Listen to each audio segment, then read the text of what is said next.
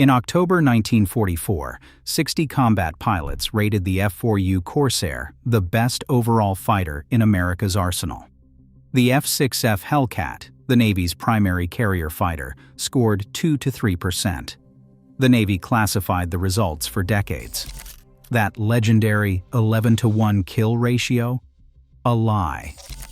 The nickname Whistling Death was fabricated by American propaganda. And the plane that was too dangerous for carriers? The British were flying it from carrier decks a full year before the U.S. Navy admitted it could work. This is the story of a magnificent, murderous machine, and the institutions that lied about it for 80 years. The man who finally exposed the truth was not American. He was Australian. Michael John Claringbold grew up in Port Moresby, Papua New Guinea, scrambling through rusting World War II wreckage as a kid. He became an Australian diplomat, completed 6 postings across Asia and the Pacific, and taught himself to read wartime Imperial Japanese Navy, kanji. That is the archaic writing style that locks most Western historians out of Japanese primary sources entirely. In 2022, Osprey Publishing released his book F4U Corsair vs. A6M Zero Sen. The methodology was unprecedented in Corsair scholarship. Claringbold tracked the individual histories of all 673 Corsairs that served in the Solomons Theater. Then he cross-referenced every single American kill claim against Japanese unit logs, pilot diaries, and prisoner interrogation records. When he isolated engagements where Corsairs and Zeros fought each other exclusively, that celebrated 11-to-1 ratio collapsed to roughly 1-to-1. When I started researching sections of the 1943 Solomons Air War, Claringbold wrote on the Osprey blog, it became glaringly obvious that many combat claims made from both sides verged on fiction. Western historians continue to accept U.S. combat claims at face value instead of consulting the meticulous Japanese unit records, which are illuminating and detailed. The mechanism of inflation was systematic. Allied command structures rarely coordinated combat results at unit level. Kill scores were sources of spirited competition and coveted morale. Anti-aircraft claims overlapped with aerial claims. Multiple pilots credited themselves with the same kill. Nobody checked. Take Pappy Boyington's last fight on January 3, 1944, near Rabaul. Boyington led 48 fighters against Japanese defenders. American pilots collectively claimed 7 Zeros confirmed destroyed plus 5 probables. When Claringbold cross-referenced both sides' records, the actual losses were 2 aircraft each. That produced an overclaim ratio of 3.5-to-1 on a single engagement. Boyington's personal record is equally contested. He claimed 28 total kills, 6 with the Flying Tigers plus 22 with the Marines. But American volunteer group records credit him with only 2 confirmed aerial kills, not 6. On his final mission, he claimed 3 victories, 2 of which were completely unwitnessed. The review in Aeroscale captured the reaction to Claringbold's book. Deeply researched and clearly presented, the detailed book is fascinating. It may upset those who revere the F4U, but it is eye-opening all the same. This is another one of those books that for the past 50 years I have been hoping someone would write. You just learned that the most celebrated kill ratio in American aviation history was inflated by a factor of 11. If that kind of revelation is what you're here for, hit subscribe. I cover hidden military history every week. Now, let's talk about that famous nickname. Whistling Death. You've heard it 1,000 times. The terrifying name Japanese pilots supposedly gave the Corsair because of the sound it made when diving toward them. It appears in documentaries, model kit boxes, video games, and even on the U.S. Naval History and Heritage Command website. There's just one problem. No Japanese source has ever been found using the term. The phrase first appears in an October 1943 Time magazine article. The article said that soon after the Corsair went into action in the Solomons, the Japanese had given it a nickname worthy of their language's tradition of poetical allusion: whistling death. No named Japanese prisoners, no intelligence reports, no intercepted communications, just an unsourced assertion in a home front propaganda piece. In April 2009, a researcher writing under the name The BS Historian published the most systematic debunking. The findings were damning. The phrase whistling death predates World War II entirely. A Google Books search shows it used before World War I in reference to the assassination of President Garfield. Throughout the war, the U.S. Army and Coast Guard used it to describe falling artillery shells. It is fundamentally an English-language poetic expression, not Japanese. What did the Japanese actually call the Corsair? According to multiple sources now reflected in Wikipedia, they called it the Sikorsky, after Vought Sikorsky Aircraft, the manufacturer's corporate name before the companies split in January 1943. Japanese intelligence identified the aircraft by its maker, a practical designation, not poetry. The BS Historian identified a broader pattern of fabricated wartime nicknames. The Bristol Beaufighter nickname, Whispering Death, first appeared in Flight magazine, April 1943. No Japanese source was found. The P-38 nickname, Fork-tailed Devil, first appeared in Popular Science, late 1943. No German source was found. All of these were traced to the Allied press from the same period. As the researcher wrote, armed forces are typically defiant, irrespective of their nationality. Try to think of a single example of a fighting force that would give its adversary a cool nickname, shouting about how lethal they are. When verified examples of enemies naming Allied hardware exist, the names are contemptuous. For example, the Taliban called Apache helicopters mosquitoes. The propagation chain is traceable. Time magazine in 1943 was amplified decades later by Boone Guyton's memoir Whistling Death, the test pilot's story of the F4U Corsair, published in 1991, which used the nickname as its title. The television series Baba Black Sheep romanticized the Corsair for millions. Model kits, air shows, video games, and aviation websites repeated the claim in a circular chain. When the Navy itself repeats the myth, few question further. But the propaganda about how deadly the Corsair was to the enemy obscured a darker truth. The plane was even deadlier to its own pilots. On September 25, 1942, Lieutenant Commander Sam Porter climbed into a production F4U Corsair aboard the escort carrier USS Sangamon, steaming in the Chesapeake Bay. The Navy had received its first production Corsair less than 2 months earlier. Porter was about to discover why this fighter would earn a different nickname: Ensign Eliminator.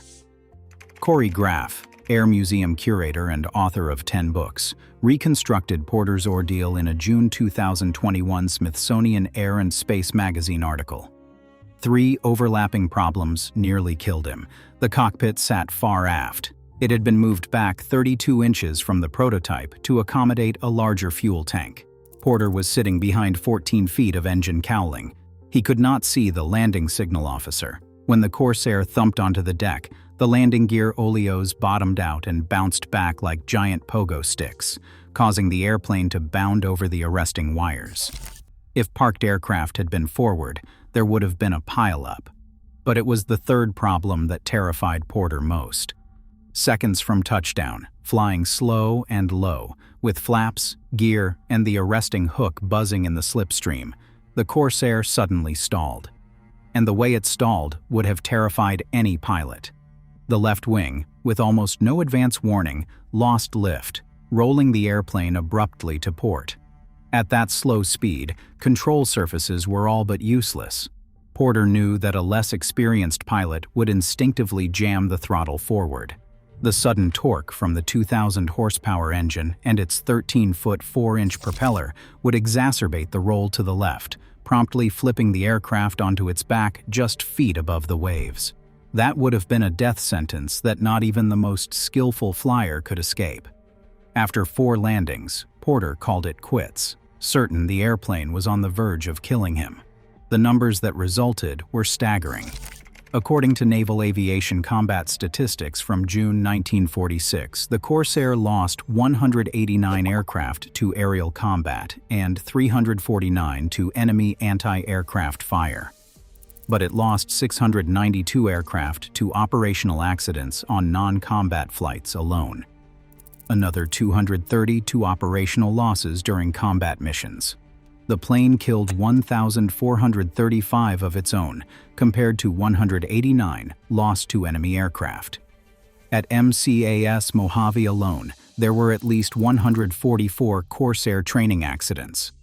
VF-12, the first Navy Corsair squadron, lost 14 pilots through mid-1943 before ever seeing combat. This included a pre-dawn division of 4 aircraft that vanished into a storm front off Hawaii and were never found. So the Navy had a problem. A fighter that was demonstrably superior in the air but killed its own pilots at catastrophic rates during carrier operations. The solution should have been to fix the landing problems. Instead, the Navy made a different choice. They handed the Corsairs to the Marines for land-based operations and kept flying Hellcats from carriers. There was just one problem with this decision. The British fixed the Corsair, and they did it first. The curved approach that ultimately brought the Corsair to carrier decks was developed by Lieutenant Commander P.H. Bramwell during trials on HMS Illustrious during Christmas Week, 1941. Not for the Corsair, but for the Seafire, which had the same long-nose visibility problem. Captain Eric Winkle Brown, Britain's greatest test pilot, who flew 487 aircraft types, more than anyone in history, confirmed that Bramwell recommended the curving approach technique so pilots could keep the batsman in sight. The technique replaced the standard straight final approach with a continuous medium left-hand turn from downwind all the way to touchdown. In a left bank, the pilot could see the flight deck over the dip in the left wing route. The Corsair's distinctive inverted gull wing actually helped, as the pilot looked over the lowered inboard section of the port wing. The blind spot created by 14 feet of engine cowling was eliminated entirely. The Royal Navy also developed practical modifications. They clipped 8 inches from each wingtip, originally to fit lower British hangar decks, but this accidentally improved the sink rate. Wired shut cowl flaps prevented oil from splattering the windscreen. A bulged canopy improved visibility. And a bleed valve in the landing gear eliminated the lethal bounce. The first Fleet Air Arm Corsair unit, 1830 Naval Air Squadron, formed June 1, 1943. By early 1944, the British were operationally flying Corsairs from carriers. This was months before the United States Navy's formal acceptance in April 1944. During Operation Tungsten on April 3, 1944, 28 Corsairs from HMS Victorious flew top cover while Barracudas struck the German battleship Tirpitz in Norway. 15 bombs hit the battleship, killing 122 crew. Norman Hansen's memoir Carrier Pilot captures the British experience from HMS Illustrious. He opened with the line, "Of all the aircraft I had ever seen, these were the most wicked-looking bastards." The Corsair looked truly vicious. He called it the bent-wing bastard from Connecticut. The final indignity came at war's end. Under Lend-Lease terms, the Royal Navy pushed its Corsairs overboard into Moreton Bay off Brisbane, Australia, rather than pay for them. It was a dramatic end to aircraft that had proved the United States Navy wrong. The British had solved the problem. They had demonstrated, in combat, that Corsairs could operate from carrier decks. So why did the U.S. Navy continue to resist?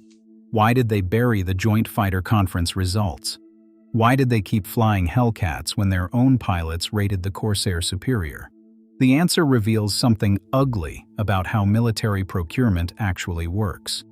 Grumman was the Navy's house brand, founded by former naval aviator Leroy Grumman. The company had built Navy fighters since the FF-1 in 1931. Rear Admiral John S. McCain Sr. said in 1942 that the name Grumman on a plane had the same meaning to the Navy that sterling had on silver. That relationship had consequences. When the Corsair's visibility problems became apparent, the Bureau of Aeronautics did not tell Vought to fix it. Instead, Lieutenant Commander A.M. Jackson personally directed Grumman designers to raise the Hellcat's cockpit, specifically addressing the Corsair's known visibility problem. The Navy essentially told their preferred manufacturer, "Build us a Corsair that does not kill people on landing." And Grumman did. The Hellcat was never the better aircraft. It was the safer political choice. The most dramatic illustration of institutional favoritism is the VF-17 Jolly Rogers incident. Lieutenant Commander Tommy Blackburn's squadron had solved many Corsair carrier problems and successfully embarked on USS Bunker Hill. While en route from San Diego to Pearl Harbor, the Navy abruptly ordered VF-17 removed from the carrier. Not because the aircraft could not operate, because maintaining one Corsair squadron in a fleet of Hellcats created supply chain headaches. Think about that. The Navy kicked a combat-ready squadron off a carrier bound for the Pacific. Not for performance reasons, for paperwork reasons. VF-17 was replaced by Hellcats. Operating from land bases, they went on to score 152 aerial victories in the Solomons. The Navy's justification was logistics. But the result was the same. A proven superior fighter was grounded while an inferior one flew. No documented procurement scandal exists for this decision. The evidence points to institutional inertia and logistics pragmatism rather than outright corruption. But the pattern is unmistakable. The Navy had a preferred manufacturer, a simpler aircraft that, as one officer put it, 200-hour farm boys could land on a carrier, and no institutional incentive to prove the Corsair could work. Even after the British proved exactly that. There is one more story I need to tell you, because it captures everything about what the Corsair actually was, beneath all the mythology. On August 9, 1945, just days before the war's end, Lieutenant Robert Hampton Gray of 1841 Naval Air Squadron flew a Corsair from HMS Formidable toward Onagawa Harbor in Japan. Japanese anti-aircraft fire hit his aircraft, and the Corsair caught fire. Gray held his aim. He scored a direct hit on the Japanese destroyer Amakusa. The destroyer sank in under 5 minutes. Gray crashed into the sea. His body was never recovered. He received the Victoria Cross posthumously. It was Canada's last one of the war. This was for an action flown in an aircraft that the U.S. Navy had spent 3 years claiming could not operate from carriers. Let that sit for a moment.